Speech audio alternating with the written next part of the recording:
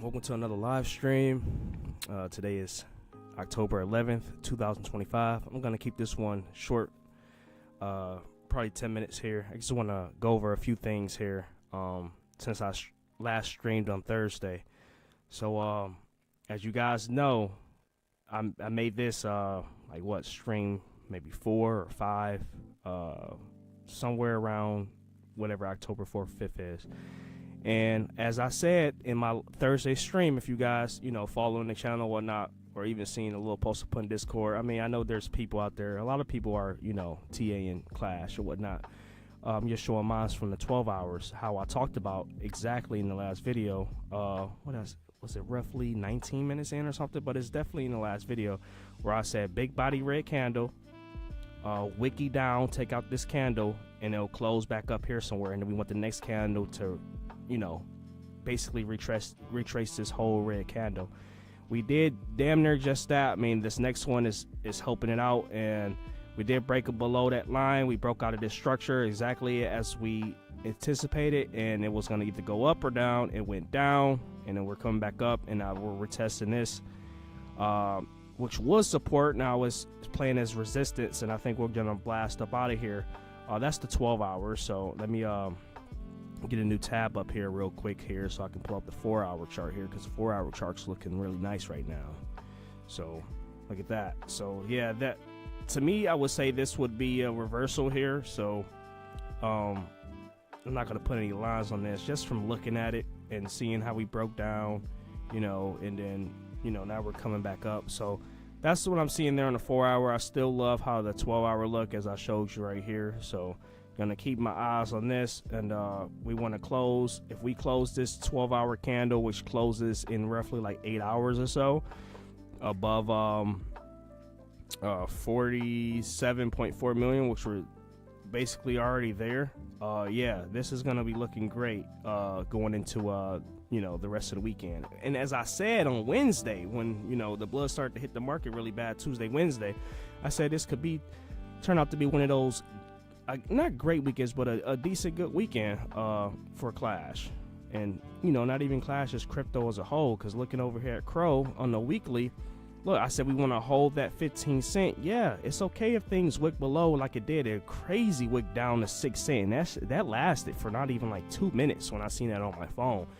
And now we're back above 15 cents. And then I would expect this next weekly candle to be green and start pushing Crow up out this thing. Like this was the huge shakeout.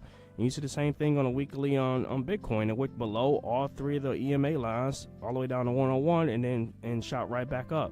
It's the same scenario on really everything. So same thing happened on Solana. Like this is why it's not over yet. These were just shakeouts. Like everything shot down way past the purple line and shot back up.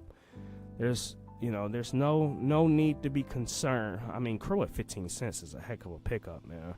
I mean, looking at Clash, when it was in the 30 millions for quite some time, with some great buys as well. So hopefully some people took advantage of that.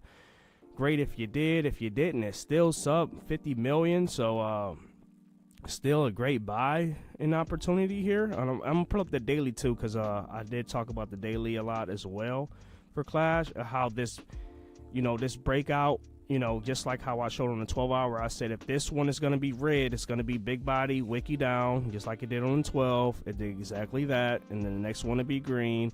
And on the 24, the next one is green, buying it all the way back up. I know the 12-hour is split up into, this is 2 12s, which equal 24. This is 2 12s equal 24. But it's better on the 24-hour, because you got the one red 24, the one green 24. And now we want this 24. That's going to open up next and shoot us up out of here. Okay, and remember, like I said, it's not going to be the first one. Okay, it's not going to be the second one either, because the first one is just going to buy back up what we lost. The second one to start pushing. Okay, and I think it's either third, fourth, or wherever we go from there. So all times highs for Clash is around the corner. I know we all was anticipating this week, but I think it's next week for sure.